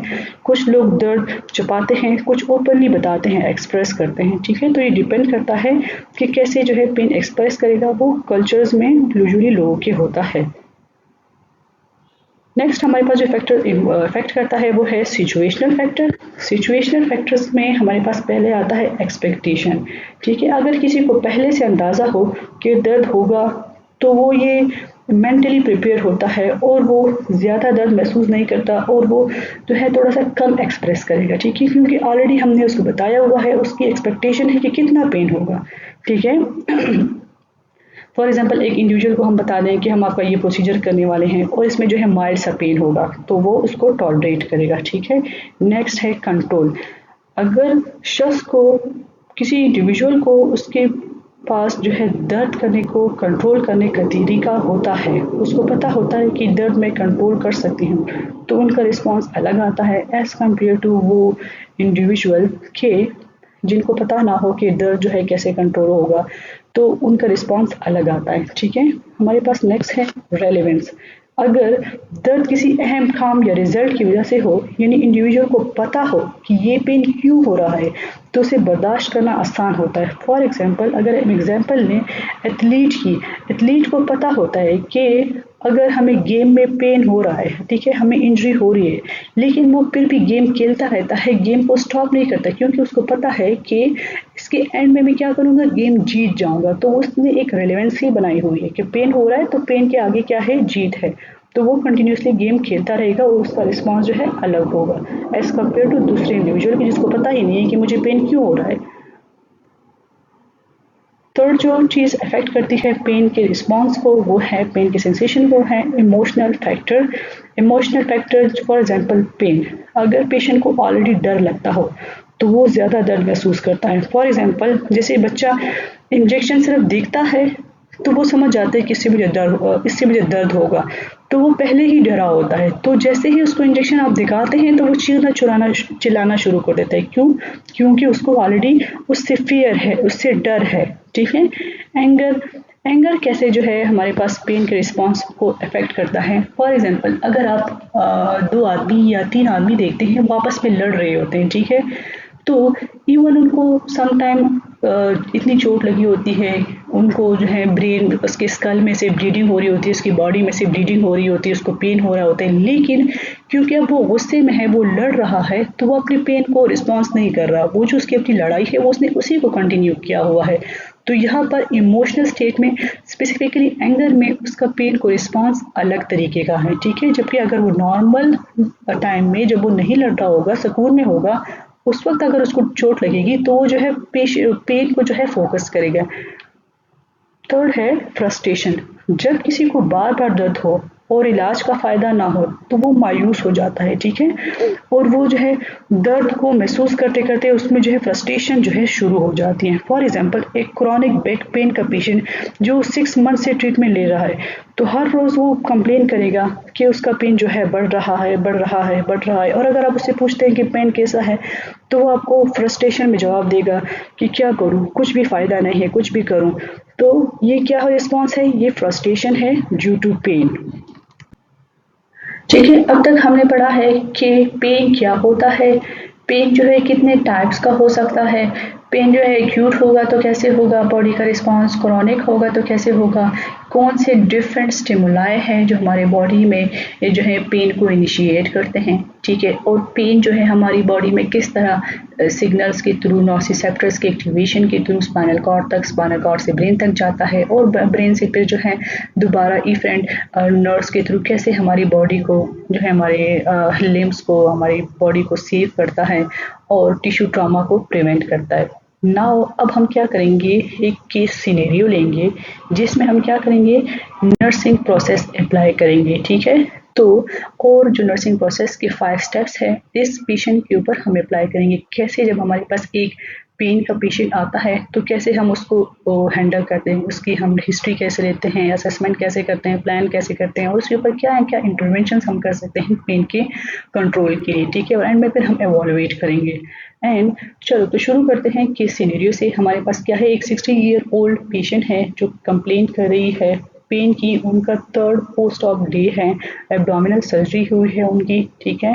और वो शाउटिंग कर रही है कि उसको बहुत ज़्यादा पेन हो रहा है जो कि वो टॉलरेट नहीं कर सकती। और पेन की स्केल के ऊपर उन्होंने बताया कि उनको 8 आउट ऑफ 10 पेन हो रहा है, ठीक है? साथ ही साथ उसकी बॉडी जो है फिजियोलॉजिकल रिस्पॉन्सेज दे रही है, उसको नोजिया भी हो रहा है। अगर हम उसकी वाइटल साइंस देखें तो वो भी डिस्टर्ब हैं। वाइटल साइंस में हमारे पास उसका रेस्पिरेटरी रेट हाई आया है, 25 है, पल्स भी उनका बढ़ा हुआ है, 120 है। और बीपी भी अगर आप देखें तो उनका बीपी भी काफ़ी बढ़ा हुआ है, 155/90 है। तो क्या हुआ है कि उसके एब्डोमेन पे सर्जरी है और सर्जरी जो है हमें नज़र आ रही है कि उसके एब्डोमेन के ऊपर ऑलमोस्ट 33 स्टेपलर वुंड है उसके एब्डोमेन के ऊपर। पेशेंट जो है ठीक है, बाकी उसकी जो है स्पायरोमेट्री कैपेसिटी ऑलमोस्ट 200 के लेवल पर है और वो मोबिलाइज नहीं है, यूजुअली बेड पे रहती है, ठीक है? तो हम क्या करेंगे, हम असेसमेंट कैसे करेंगे? सो हमारे पास पेन के कंट्रोल की पेशेंट को हम कैसे असेस करेंगे? अब हम इसके लिए एक स्पेसिफिक नर्सिंग असेसमेंट करनी है। पेन की असेसमेंट करने के लिए हमें एक स्पेसिफिक पेन असेसमेंट टूल चाहिए होगा। ये इमेज जो है हमारे पास पेन असेसमेंट टूल की है जो हमने FHP फॉर्म से लिया है। FHP फॉर्म को हमने पहले भी डिस्कस किया है। तो इसमें जो क्वेश्चन लिखे हैं हम 1 बाय 1 पेशेंट से कैसे करेंगे वो हम इसमें देखेंगे, ठीक है? ये FHP फॉर्म से लिया गया है। कॉग्निटिव परसेप्चुअल पैटर्न, ठीक है? तो पेन को असेस करने के लिए सब्जेक्टिव डेटा हम कैसे लेते हैं, ठीक है? हम पेशेंट से क्वेश्चंस कैसे करते हैं? तो स्टार्ट करते हैं सब्जेक्टिव डेटा से। तो हम पेशेंट से पूछेंगे where is the pain located, ठीक है? आपको दर्द किस जगह पर हो रहा है, उस जगह पर प्लीज हाथ रखकर बताएं, ठीक है? व्हाट इज द मैग्नीट्यूड और इंटेंसिटी ऑफ द पेन, दर्द की शिद्दत कितनी है?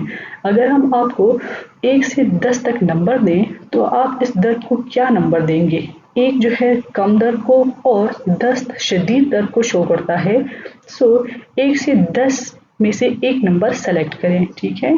थर्ड, हम उनसे क्वेश्चन कर सकते हैं what level of pain would be tolerable by patient, यानी कौन से लेवल का दर्द आपके लिए बर्दाश्त करना मुमकिन है, पॉसिबल है, ठीक है।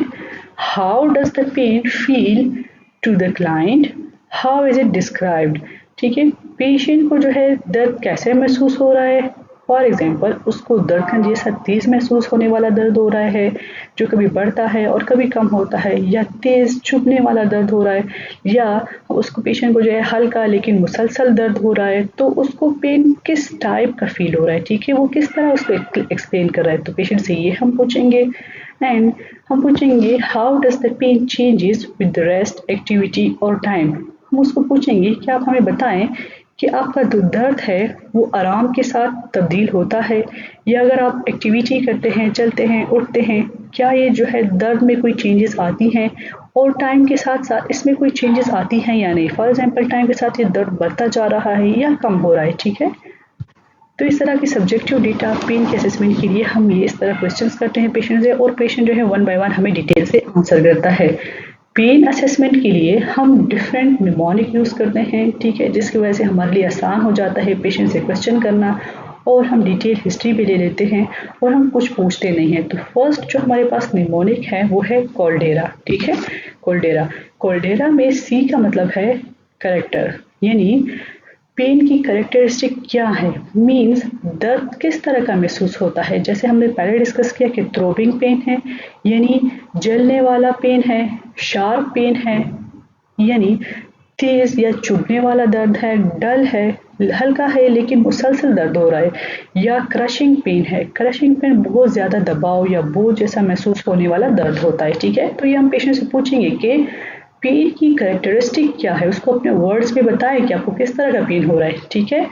देन हम उससे पूछेंगे ऑनसेट, ठीक है, व्हेन इट स्टार्ट्स, पेशेंट से पूछेंगे दर्द किस वक्त शुरू हुआ, अचानक से शुरू हुआ या आराम आराम से ये बढ़ता गया, ठीक है। देन हम उससे पूछेंगे एल, एल फॉर लोकेशन, यानी दर्द किस जगह पे हो रहा है, आप हमें उस जगह पर हाथ रख कर बताएं, ठीक है। तो जिस जगह पर वो हाथ लगेगा तो हम आइडेंटिफाई कर लेंगे और अपने पास नोट कर लेंगे, और हम पूछेंगे उससे डी फॉर ड्यूरेशन, ठीक है, दर्द लगातार है या कुछ वक्त तक रहता है और फिर ख़त्म हो जाता है, ठीक है, 5 मिनट के लिए है, कंटिन्यूस है, कभी शुरू होता है और कभी स्टॉप हो जाता है, ठीक है।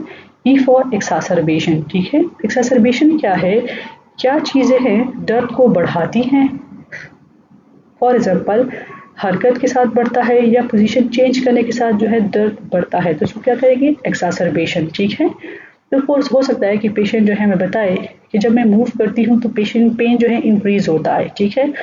और हम नेक्स्ट पूछेंगे रिलीविंग फैक्टर्स, कौन से ऐसे फैक्टर्स हैं जो आपके दर्द को कम करते हैं, फॉर एग्जांपल आराम से कम होता है, दर्द से कम होता है, या स्पेसिफिक पोजीशन जब आप अपनाते हैं तो उसकी वजह से आपका पेन जो है कम होता है, ठीक है। देन हम उससे पूछेंगे आर फॉर रेडिएशन या रेडिएट, पेशेंट से पूछेंगे दर्द सिर्फ एक जगह पे रहता है या किसी और जगह तक फैलता है, ठीक है। जैसे फॉर एग्जांपल यूजुअली पेनक्लेटाइटिस का पेन जो है वो यूजुअली रेडिएट करता है टुवर्ड बैक, तो हम क्वेश्चन करेंगे क्या आपका पेन जिस जगह पे आपको दर्द हो रहा है वहीं पर रह रहा है या वहाँ से आगे बढ़ता है। जैसे एमआई का पेशेंट जो है फॉर एग्जांपल उसको हार्ट अटैक होने वाला होता है जिन पेशेंट को, तो उनके जो है हार्ट में जो पेशेंट है पेन है वो क्या करता है, वो रेडिएट करता है, हार्ट से शुरू होता है शोल्डर तक और जहाँ तक, और यूजुअली जो है शोल्डर तक, लेफ्ट आर्म तक उसका जो पेन है वो रेडिएट करता रहता है। तो रेडिएशन के बारे में भी पेशेंट से क्वेश्चन पूछेंगे, साथ ही साथ हम पूछेंगे एसोसिएशन, ए फॉर एसोसिएशन, के दर्द के साथ कोई और सिम्टम्स है, दर्द के साथ नौजिया, वॉमिटिंग, बुखार या कोई और तकलीफ भी आपको महसूस होती है, तो ये कंप्लीट जो है एक हम असेसमेंट करते हैं, डिटेल इंफॉर्मेशन उसके पेन की देते हैं, इसके लिए हम निमोनिक जो यूज़ कर रहे हैं वो है कोल्डेरा, ठीक है। एक और निमोनिक यूज़ होता है nursing assessment for subjective data, वो है PQRST, ठीक है।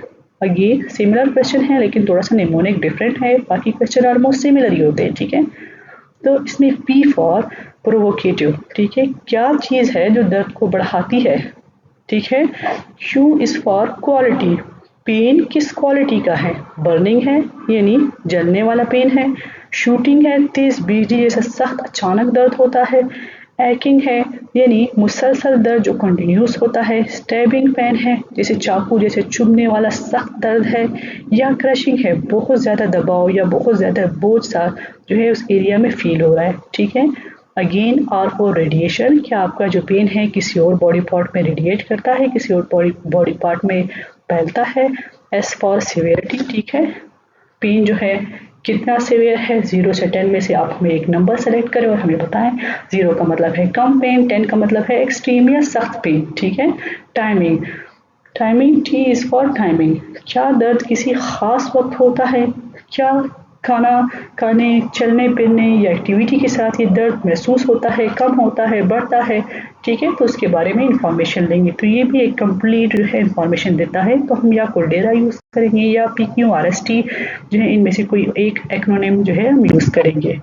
थर्ड हमारे पास जो टूल होता है ये है नर्सिंग असेसमेंट पेन स्केल, ये यूनिवर्सल पेन असेसमेंट टूल है। ठीक है, इसमें हमारे पास डिफरेंट चीज़ें हैं।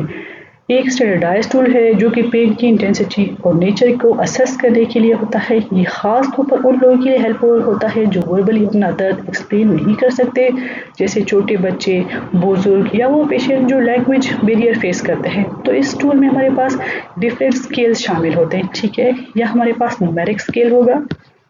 ठीक है, ये न्यूमेरिक स्केल है। ठीक है, न्यूमेरिक स्केल में अगेन 0 to 10 तक ग्रेडिंग है कि आप हमें बताएं कि कितना पेन आपको हो रहा है। या हम जो है फेस स्केल इसमें यूज़ करते हैं। ठीक है, फेस पेन स्केल, इसमें हम पेशेंट की फेशियल एक्सप्रेशन देखते हैं कि जो दर्द की सिवियरिटी को रिप्रेजेंट कर रहे हैं। एक ये स्माइल कर रहा है तो पेशेंट को पेन नहीं हुए, थोड़ा सा ये जो है मुंह बनाया हुआ है, थोड़ा और बनाया हुआ है, ये बहुत जो है रेड हुआ है और हफा है, और यहाँ पर उसने रोना भी शुरू कर दिया है। तो इट मीन्स कि यहाँ पर इसको सिवियर पेन हो रहा है। जब पेशेंट का फेशियल एक्सप्रेशन ऐसे होगा तो ये हमें शो करेगा कि वो पॉसिबल पेन है। ठीक है, इसमें जो लास्ट है वो है verbal descriptive scale.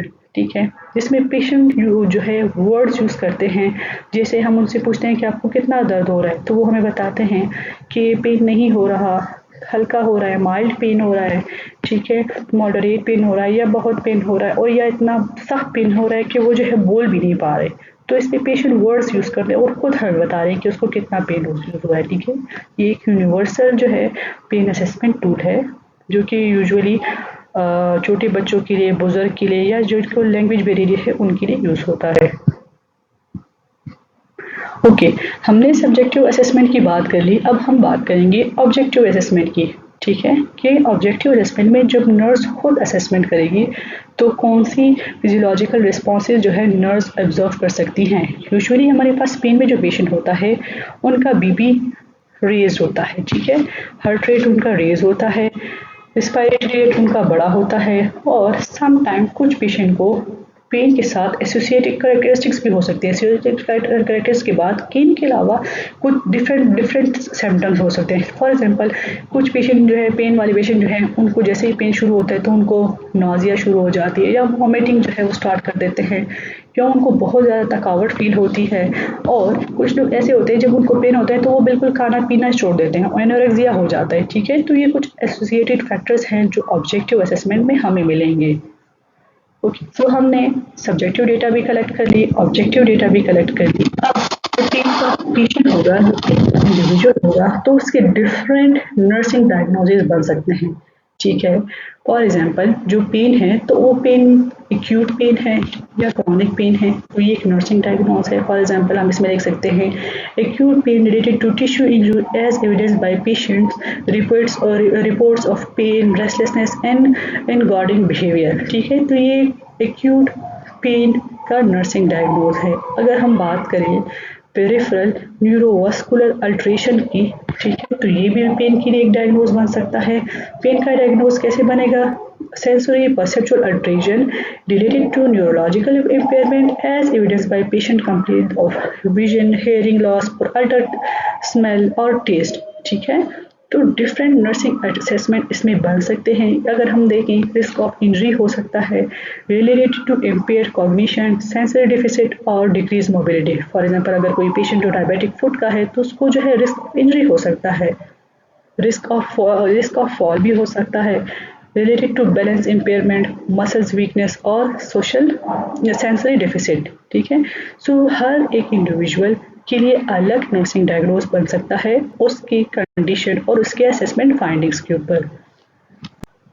Gate control theory of pain. Gate control theory of pain एक साइंटिफिक थ्योरी है जो ये समझाती है कि दर्द का एहसास कैसे होता है और किस तरह इससे कंट्रोल किया जा सकता है। ठीक है, इस थ्योरी के मुताबिक स्पाइनल कॉर्ड में एक जो है गेट सिस्टम होता है, ठीक है, जो पेन सिग्नल्स को फिल्टर करता है।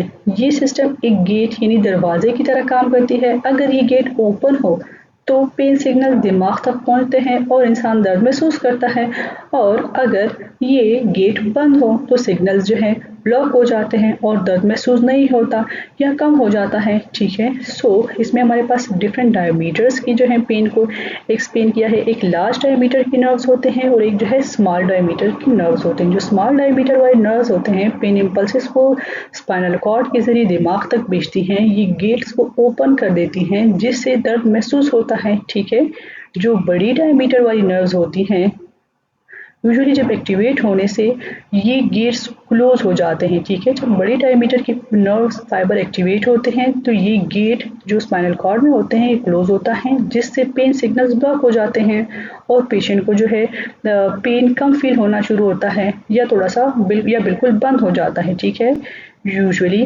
जो मॉइस्चर, गर्म या ठंडा कंप्रेस या मसाज और हल्का टच जो है हमारे पास लार्ज फाइबर्स को एक्टिवेट कर सकते हैं जो पेन गेट को बंद करने में मदद देते हैं और दर्द को कम करते हैं। ठीक है, जो टच होता है, मॉइस्चर है, वार्म है, ये यूजुअली लार्ज डायमीटर की नर्व्स को एक्टिवेट करते हैं। यूजुअली ये थ्योरी फिजियोथेरेपी, मसाज थेरेपी और पेन मैनेजमेंट टेक्निक में इस्तेमाल होती है ताकि दर्द को कंट्रोल किया जा सके। ओके, अब हमने जो है उसकी असेसमेंट कर ली, सब्जेक्टिव डेटा भी ले लिया, ऑब्जेक्टिव डेटा भी ले लिया। हमने जो है पेशेंट के अकॉर्डिंग, उसकी इशू के अकॉर्डिंग हमने नर्सिंग डायग्नोज बना लिया। अब उसके पेन के लिए हम क्या करने वाले हैं, ठीक है, क्या प्लानिंग करने वाले हैं उसके ऊपर सोचेंगे। तो जब बीइंग अ नर्स हम पेन के पेशेंट के लिए प्लानिंग करेंगे तो उसमें यूजुअली हम लिखेंगे by the end of my shift. ठीक है, माय शिफ्ट के एंड तक जो है पेशेंट का दर्द 2 लेवल तक एटलीस्ट कम हो जाएगा। पेशेंट के वाइटल साइंस जो हैं विद इन नॉर्मल रेंज में वापस आ जाएंगे। ठीक है, पेशेंट जो है ओरिएंटेड होगा यानी पेशेंट टाइम, जगह और लोगों को पहचान सकेगा। एंड पेशेंट जो है रिमेन फ्री फ्रॉम फॉल होगा यानी गिरने से वो महफूज होगा। और पेशेंट का पेन जो है मैं इतने लेवल तक कम कर दूंगी कि उसको जो है नो सस्टेन एनी इंजरीज, उसको जो है चोट लगने का जो रिस्क है वो फर्दर कम हो जाएगा। ठीक है, उसको पेशेंट को मैं सेव कर दूंगी। तो ये हमारी प्लानिंग है एक पेशेंट को जो कि सीवियर पेन के साथ आता है कि हम उसका पेन जो है एटलीस्ट 6 घंटे में 2 लेवल कम कर देंगे। उसकी जो वाइटल साइन पेन की वजह से डिस्टर्ब है वो कम हो जाएंगी। और बहुत ज़्यादा सीवियर पेन जब होता है तो पेशेंट जो है डिसोरिएंटेड होता है, तो हमारी कोशिश होती है कि by the end of the shift patient जो है इतना पेन कम कर ले कि वो उसकी ओरिएंटेशन वापस से स्टार्ट हो जाए, वो लोगों को जगह को पहचानना शुरू कर दे और जो गिरने का वो रिस्क था पेन की वजह से वो कम हो जाए। तो यूजुअली पेन के पेशेंट के लिए हमारी ये प्लानिंग होती है। ओके, जब हमारे पास पेन का पेशेंट आता है तो पेन को रिलीव करने के लिए हमारे पास डिफरेंट टेक्निक्स हो सकते हैं, तो हम डिफरेंट टेक्निक्स पढ़ेंगे। फर्स्ट इसमें है physical pain relief techniques. Physical pain relief techniques में हमारे पास आता है पोजिशनिंग एंड हाइजीन। पेशेंट की सही पोजीशन दर्द को कम करने में मदद देता है। कंफर्टेबल पोजीशन देना जैसे साइड लाइंग या सेमी फाउलर्स पोजीशन जो है प्रेशर को कम करता है और पेशेंट जो है कम पेन फील करेगा। या उसके हाइजीन का हम ख्याल रखेंगे ताकि किसी भी तरीके या डिस्कम्फर्ट को कम किया जा सके।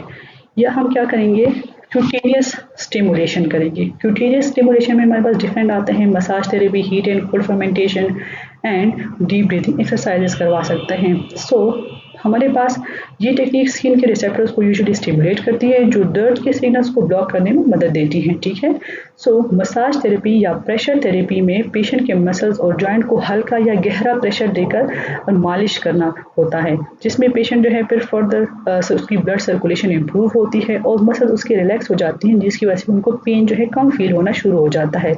या अगर हम बात करें कोल्ड एंड होल्ड फॉर्मेंटेशन की, इसमें क्या करते हैं, कोई गर्म कपड़ा या गर्म बॉटल या वार्म कंप्रेशंस हम उस पर अफेक्टेड एरिया पे अप्लाई करते हैं, जिसकी वजह से मसल्स रिलैक्स हो जाते हैं और ब्लड फ्लो बढ़ता है, जो कि अगेन पेन रिलीफ देता है। या अगर हम कोल्ड थेरेपी की बात करें तो आइस पैक या ठंडा कंप्रेशन जो स्पेसिफिक एरिया पे स्वेलिंग होती है या इन्फ्लेमेशन होती है वहाँ पर हम रख देते हैं, तो कोल्ड कंप्रेशन की वजह से नर्व्स जो है नम हो जाते हैं और दर्द जो है उनको कम फील होता है। डीप एक्सरसाइजेस डीप एक्सरसाइज में क्या करते हैं, पेशेंट को रिलैक्स होने और दर्द का फोकस कम करने में मदद देती है। ठीक है, हम पेशेंट से कहते हैं कि आप डीप एक्सरसाइजेस करें, तो डीप एक्सरसाइजेस के लिए हम उनको टीचिंग देते हैं। फॉर एग्जांपल हम उनसे कहते हैं आराम से बैठें या लेट जाएं और अपनी बॉडी को बिल्कुल रिलैक्स कर दें। ठीक है, आंखें बंद करके गहरी सांस लें, नाक से सांस अंदर लें। फॉर एग्जांपल ऑलमोस्ट 4 सेकेंड में आप नोज के थ्रू, नॉस्ट्रल्स के थ्रू इनहेलेशन करें। ठीक है, उसके बाद आप क्या करें, 2 से 3 सेकंड के लिए जो इनहेल एयर है उसको अंदर रोक के रखें। ठीक है, नाक से सांस ली, 2 से 3 सेकंड के लिए रोक के रखी। 2 से 3 सेकंड के बाद क्या करेंगे, उसको कहेंगे थ्रू माउथ, अपने माउथ के ज़रिए स्लोली जो आपने इनहेल एयर रोकी हुई है उसको स्लोली रिलीज करें ऑलमोस्ट 6 सेकंड में। ठीक है, इस प्रोसेस को यूजुअली हम पेशेंट को कहते हैं 5 to 10 टाइम रिपीट करें और ये रिपीट करते हुए पेशेंट जो है काफ़ी रिलैक्स जो है वो फील करता है, तो इसको कहते हैं deep breathing exercises for pain relief. तो फिजिकल में हमारे पास ये ऑप्शन है, पोजीशन एंड हाइजीन और क्यूटेनियस स्टिमुलेशन। क्यूटेनियस स्टिमुलेशन में फिर फर्दर हमारे पास 3 टाइप्स हैं, उसकी हम मसाज कर दें अफेक्टेड एरिया पे या हीट एंड कोल्ड फॉर्मेंटेशन कर दें। ठीक है, और या हम क्या करें, डीप ब्रीथिंग एक्सरसाइजेस को टीच करें। सेकेंड हमारे पास आता है cognition pain relief technique. Cognition में हम क्या करते हैं, हमारे पास इसमें अगेन डिफरेंट ऑप्शंस है, anticipatory guidance, distraction, guided imaginary, हाइप्नोसिस, cognitive behavioural therapy. तो एंटिसिपेटरी गाइडेंस में ये पेशेंट को जो है मेंटली तैयार करने का तरीका होता है, जिसमें उनको बताया जाता है कि क्या क्या होने वाला है, ताकि स्ट्रेस और फर्दर उसके स्ट्रेस को एहसास को कम कर सकें। ठीक है, फर्दर उसको डिस्ट्रैक्ट करते हैं, उनको हम एक एंटिसिपेटरी गाइडेंस देते हैं जिसके थ्रू वो पेशेंट जो है वो स्ट्रेस और पेन को कम फील करते हैं। मिसाल के तौर पर सर्जरी या ट्रीटमेंट से पहले पेशेंट को गाइड करना ताकि वो मेंटली प्रिपेयर हो जाए, उसको बताते हैं कि आपका प्रोसीजर जो है वो कौन परफॉर्म करेगा, प्रोसीजर कहाँ पर परफॉर्म करेगा, आपको कौन से मेडिसिन देंगे और आपको जो है पेन कितना होगा, पहले से ही हम उसको गाइडेंस दे देते हैं तो वो मेंटली प्रिपेयर होता है। ठीक है, सेकेंड है हमारे पास डिस्ट्रैक्शन, पेशेंट का ध्यान दर्द से हटाने का तरीका। ठीक है, डिस्ट्रैक्शन होता है जब हम पेशेंट का जो ध्यान है वो दर्द से हटा देते हैं।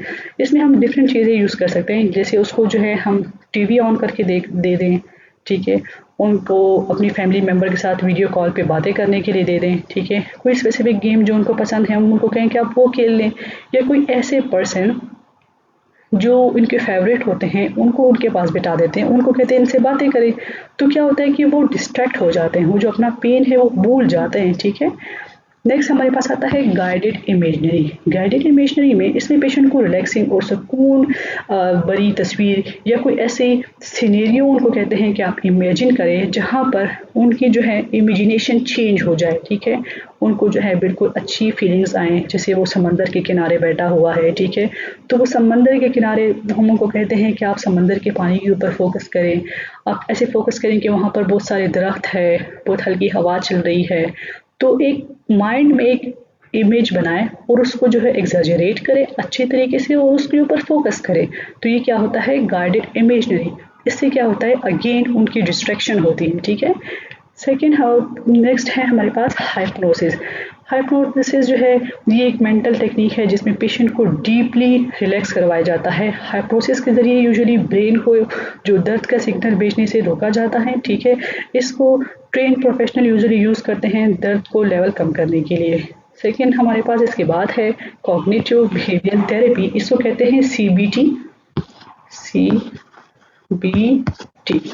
ठीक है, ये एक साइकोलॉजिकल टेक्निक है जो पेशेंट की सोच और उसके जज्बात को कंट्रोल करने में मदद देती है। सीबीटी जो है यूजुअली नेगेटिव थॉट्स को पॉजिटिव कोपिंग स्ट्रेटजीज से रिप्लेस करता है, जिसमें दर्द को फर्दर बेहतर तरीके से मैनेज किया जाता है, और ये भी प्रोफेशनल एक्सपर्ट जो होते हैं उसको वो लोग परफॉर्म करते हैं। नेक्स्ट है बिहेवियर पेन रिलीफ टेक्निक। ठीक है, बिहेवियर में हम कुछ इस तरह चेंजेस करते हैं जिसकी वजह से पेन जो है रिलीफ मिलता है इंडिविजुअल को। ये डिफरेंट वेज है। डिफरेंट वेज में हम इंडिविजुअल के ऊपर, ज़रूरी नहीं है कि हम एक इंडिविजुअल के ऊपर सब अप्लाई करें। ठीक है, हो सकता है कि एक को जो है हम फिजिकल रिलीफ की मेथड्स अप्लाई करें, साथ एक या दो कोई कॉग्निटिव पेन रिलीफ की टेक्निक यूज़ करें। ठीक है, तो हर एक इंडिविजुअल के लिए हम अलग प्लान करते हैं। बिहेवियरल पेन रिलीफ टेक्निक में क्या होता है, इसमें हम मेडिटेशन करते हैं या म्यूज़िक का यूज़ करते हैं। मेडिटेशन ये एक माइंड रिलैक्सेशन टेक्निक है जो पेशेंट को सुकून और पीस महसूस करने में मदद देता है। ठीक है, इसमें हम यूजुअली फोकस्ड ब्रीथिंग और पीसफुल इन्वायरमेंट में पेशेंट को रिलैक्स करते हैं ताकि वो स्ट्रेस फ्री महसूस करे। And music therapy, music usually brain के पेन रिसेप्टर्स को कंट्रोल करता है और स्ट्रेस हार्मोन को कम करता है। सॉफ्ट और रिलैक्सिंग म्यूज़िक जो है दर्द को फोकस करने में मदद देता है, दर्द का जो फोकस है उसको कम करने में मदद करता है। नेक्स्ट हमारे पास एक ऑप्शन आता है फार्माकोलॉजिकल। ठीक है, फार्माकोलॉजी में यानी ड्रग्स के थ्रू हम पेशेंट की पेन को कैसे कम कर सकते हैं। अब ड्रग्स के थ्रू, फार्माकोलॉजी के थ्रू अगेन हमारे पास 3 ऑप्शंस हैं। या तो हम देंगे, पेशेंट को देंगे non opioid non narcotic analgesic. Second हमारे पास ऑप्शन है ऑपॉइड यानी narcotic analgesic. And third option है हमारे पास एपिड्यूरल या इंट्राथीकल एनाल्जेसिक। ठीक है, इनकी फिर फर्दर क्लासिफिकेशन है। नॉन ऑपॉइड में हमारे पास कौन से ड्रग्स आते हैं। नॉन ऑपॉइड यूजुअली हमारे पास माइल्ड टू मॉडरेट पेन के लिए यूज़ होते हैं। ये नॉन ऑपॉइड यूजुअली इन्फ्लेमेशन को भी कम करते हैं और अगर फीवर है तो उसको भी कंट्रोल करते हैं। इसमें हमारे पास ड्रग्स में एस्पिरिन आता है। ठीक है, एस्पिरिन जो है यूजुअली पेन रिलीफ करता है और ब्लड को भी थिन करता है। या जो नॉन ऑपॉइड में सेकंड क्लास है वो है एनसेड्स। ठीक है, non steroidal anti inflammatory drugs भी इनको कहते हैं। ये क्या करते हैं, ये हमारे पास इन्फ्लेमेशन को कम करते हैं। ठीक है, या और साथ ही साथ दर्द को भी कम करते हैं। इसमें इनसेड्स में हमारे पास यूजुअली जो ड्रग आते हैं वो हैं आइबुप्रोफेन, नेप्रोक्सेन या डाइक्लोफेनेक। ये कुछ ड्रग्स जो हैं इनसेड्स में आते हैं। ठीक है, एंड जो नॉन ऑपॉइड है इनकी थर्ड क्लास एसिटामिनोफेन है, जो सबसे कॉमनली यूज ड्रग है पैरासिटामोल या पेनाडोल। ठीक है, पेनाडोल क्या करता है, माइल्ड से मॉडरेट फीवर को कंट्रोल करता है और जो है इनका काम इन्फ्लेमेशन में नहीं होता, सिर्फ जो है ये फीवर और पेन को कंट्रोल करते हैं। नॉन ऑपॉइड ड्रग में हमारे पास फर्दर 3 क्लास है, एस्पिरिन, एनसेड एंड एसिटामिनोफेन। फार्माकोलॉजी की जो हमारे पास सेकंड क्लास है जो ज़्यादा स्ट्रॉन्ग पेन को कंट्रोल करती है वो है ऑपॉइड या नारकोटिक एनाल्जेसिक। ठीक है, ये सीवियर पेन के लिए यूज होते हैं और डायरेक्ट ब्रेन और स्पाइनल कॉर्ड के पेन रिसेप्टर्स पर काम करते हैं। ठीक है, इसमें अगर हम एग्जांपल देखें तो मॉर्फिन है जो कि बहुत स्ट्रॉन्ग पेन किलर है, जो यूजुअली पोस्ट सर्जिकल और कैंसर के पेशेंट के लिए यूज़ किया जाता है। सेकेंड है पैथिडीन। पैथिडीन जो है हमारे पास यूजुअली लेबर पेन, जो डिलीवरी का चाइल्ड बर्थ का पेन होता है उसको कंट्रोल करने के लिए यूज़ किया जाता है। लेकिन इसका एक साइड इफेक्ट या ड्रॉबैक ये है कि इसके ऊपर डिपेंडेंसी बहुत जल्दी हो जाती है, तो ये कॉमनली यूज़ नहीं किया जाता। थर्ड जो क्लास है फार्माकोलॉजी की मैनेजमेंट में वो है एपिड्यूरल एंड इंट्राथीकल एनाल्जेसिक। ठीक है, एपिड्यूरल और इंट्राथीकल एनाल्जेसिक ये डायरेक्ट स्पाइनल कॉर्ड के पास इंजेक्शन के जरिए पेन रिलीफ का तरीका है। ठीक है, ये भी मोस्टली जो है हमारे पास लेबर पेन या डिफरेंट सर्जरीज को करने के लिए उससे पहले ये तरीके यूज़ किए जाते हैं सर्जरी पेन को कंट्रोल करने के लिए। ठीक है, ओके, अब हमने पेशेंट की जो है इंटरवेंशंस कर ली। पेशेंट की इंटरवेंशन जैसे हमने पहले डिस्कस किया कि या तो हम कोई एक तरीका यूज़ करेंगे, डायरेक्ट जो है फार्माकोलॉजी के ऊपर आ जाएं, या अगर हम उसकी जो है बिहेवियरल थेरेपी कर लें, या जो है हम उसकी क्यूटेनियस थेरेपी कर लें, या जो है हम उनको सब मसाज कर लें, डीप ब्रीथिंग एक्सरसाइजेस करवा लें। तो कोई एक तरीका या 2-3 तरीके मिलाकर जो है हम कोशिश करते हैं कि पेन के रिलीफ को कम किया जा सके। जब हम इंटरवेंशन कर लेते हैं, लास्ट स्टेप हमारे पास होता है इवैल्यूएशन का। लास्ट में जो है हम पेशेंट से इवॉल्युएट करेंगे कि हमारा प्लान जो है इफेक्टिव था या नहीं था। तो अगर पेन इफेक्टिव है तो हम लिखेंगे कि by the end of my shift patient का जो है पेन जो है एटलीस्ट 2 डिग्रीज रिलीव हो गया था, या अगर कम्प्लीटली ख़त्म हो गया था तो हम कह देंगे, हम डॉक्यूमेंट करेंगे कि पेशेंट का जो पेन है बिल्कुल ख़त्म हो गया था, 0 आउट ऑफ 10 हो गया था by end of my shift. और अगर थोड़ा सा कम हुआ है तो हम वो मेंशन कर देंगे कितना कम हुआ है, स्पेसिफिकली हम उसको मेंशन करेंगे कम हुआ है तो कितना कम हुआ है, ख़त्म हो गया तो कितना, तो 0/10 है। ठीक है, साथ ही साथ हम जो different physiological responses of pain देखते हैं जिसमें वाइटल्स डिस्टर्ब होते हैं उनको भी डॉक्यूमेंट करेंगे कि पेन कम होने की वजह से उनके जो वाइटल साइंस थे वो भी वापस नॉर्मल पे आ गए हैं। तो ये हो जाएगी हमारी एवॉल्यूएशन। ठीक है, तो इस तरह हमारी नर्सिंग प्रोसेस ख़त्म होती है। और इसमें जो है स्पेसिफिकली हमने देखा कि एक पेन का पेशेंट आया तो हमने कैसे नर्सिंग प्रोसेस उसके ऊपर अप्लाई किया। असेसमेंट में हमने उसके डिफरेंट असेसमेंट फॉर्म यूज़ किए जिसमें जो है हमारे पास कॉल्डेरा हो सकता है, PQRST का एक्रोनिम हम यूज़ कर सकते हैं कि पेशेंट की डिटेल सब्जेक्टिव डेटा हम लें। उसके बाद हमने ऑब्जेक्टिव की बात की कि ऑब्जेक्टिव असेसमेंट में हमने उसके वाइटल साइंस चेक किए और डिफरेंट बॉडी की फिजियोलॉजिकल रिस्पॉन्सेज चेक किए, जैसे उसको नोजिया हो रहा था, वॉमिटिंग हो रहा था, फटीग हो रहा था, वो हमने डॉक्यूमेंट की। देन हमने पेशेंट की प्रॉब्लम के अकॉर्डिंग उसके प्लान नर्सिंग डायग्नोज देखा। नर्सिंग डायग्नोज उसका आइडेंटिफाई करने के बाद लिखने के बाद हमने प्लान किया कि इसके लिए हम क्या कर सकते हैं। तो उसमें हमने कहा कि एटलीस्ट 2 डिग्री उसका पेन कम हो जाएगा एंड जो है उसकी जो वाइटल साइंस है वो नॉर्मल आ जाएंगे। देन हमने उसके लिए इंटरवेंशंस किए। ठीक है, इंटरवेंशंस में हमने मेंशन किया कि कितना पेन उसका कम होगा। ठीक है, और कैसे हम उसको कम करेंगे, डीप ब्रीथिंग एक्सरसाइजेस करवाएंगे या जो है उसको म्यूज़िक के थ्रू रिलैक्स करेंगे या मेडिसिन देंगे। एंड में हमने उसको इवॉल्युएट किया। ठीक है, इवॉल्युएशन करने के बाद हमने उसको डॉक्यूमेंट किया कि उसका पेन कम हो गया और उसके वाइटल्स जो है वो नॉर्मल हो गए।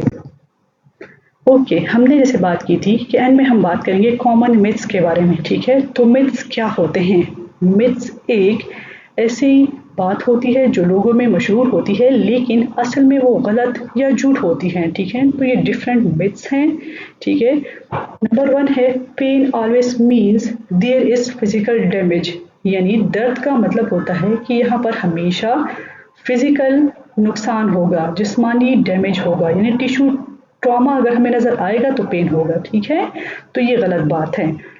Okay, if you can't see the injury the pain isn't real, अगर चोट नजर ना आए तो दर्द असल में होता ही नहीं है। सो ये गलत बात है क्योंकि यूजुअली हमारे पास नर्व्स की वजह से भी पेन हो सकता है या क्रॉनिक कंडीशंस की वजह से इंटरनल बॉडी में इन्फ्लेमेशंस हो रही होती है, उसकी वजह से भी जो है पेन हो सकता है। ज़रूरी नहीं है कि पेन हमें हमेशा नज़र आए। People who feel more pain are just weak, जो लोग ज़्यादा दर्द महसूस करते हैं वो कमज़ोर होते हैं। तो ये बात जो है ठीक नहीं है। हर इंसान का पेन थ्रेशोल्ड अलग होता है, दर्द महसूस करने का और का तरीका अलग होता है। सो इसका रिलेशनशिप जो है वीकनेस के साथ नहीं है। Pain is a normal part of ageing and should be accepted. For example, लोग कहते हैं कि बुढ़ापे में दर्द एक आम बात है और इसे कबूल करना चाहिए। सो ये गलत बात है। पेन अगर हो रहा है तो इट मीन्स कि बॉडी के अंदर कोई डिस्टर्बेंस चल रही है। ठीक है, ये एजिंग की वजह से नहीं होता। You should avoid all movements when you are in pain. ठीक है, जब आपको दर्द हो तो मुकम्मल आराम करना चाहिए, कोई हरकत नहीं होनी चाहिए। सो ये जो है बिल्कुल ठीक नहीं है क्योंकि रेस्ट के साथ सम पेन जो है रेस्ट के साथ रिलीव हो सकते हैं लेकिन सारे पेन रिलीव नहीं हो सकते क्योंकि जब हम थोड़ी सी मूवमेंट करते हैं, किसी काम में बिजी हो जाते हैं तो हमारी डिस्ट्रैक्शन होती है और हमारा जो पेन है उसको हम भूल जाते हैं थोड़ी देर के लिए। सो ऑलवेज रेस्ट के साथ जो है पेन ठीक नहीं होता। Pain killers are the only effective way to manage pain. ठीक है, दर्द का इलाज जो है सिर्फ दर्द करने वाली मेडिसिन से ही मुमकिन है। तो ये बात गलत है। डिफरेंट मेथड्स हैं जैसे कि फिजिकल थेरेपी हो गया, रिलैक्सेशन टेक्निक्स हो गए, एक्सरसाइजेज हो गए, उनके थ्रू भी जो है पेन को मैनेज किया जा सकता है। Childrens don't feel pain as much as adults do. ठीक है, बच्चों को बड़ों की निस्बत कम दर्द महसूस होता है।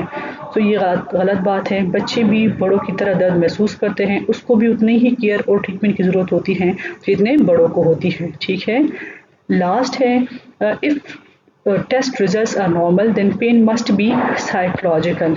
कहते हैं अगर टेस्ट नॉर्मल आए तो दर्द सिर्फ जो है ज़हनी होता है, लेकिन मतलब हमारे दिमाग में है कि हमें दर्द हो रहा है, ऐसे नहीं होता। ठीक है, दर्द के बारे में इस तरह बातें करना और इस तरह समझना ये गलत चीज़ है, क्योंकि हो सकता है कि वो नर्व्स के डैमेज की वजह से हो सकता है कि जो टेस्ट अभी हमने किया हो उसमें उसने हार्मोन्स को या केमिकल्स को डिटेक्ट ना किया हो, लेकिन थोड़ी देर बाद अगर हम दोबारा टेस्ट करते हैं तो यूजुअली वो केमिकल्स जिसके थ्रू हम पेन को डिटेक्ट करते हैं वो यूजुअली फिर ब्लड में मौजूद होते हैं।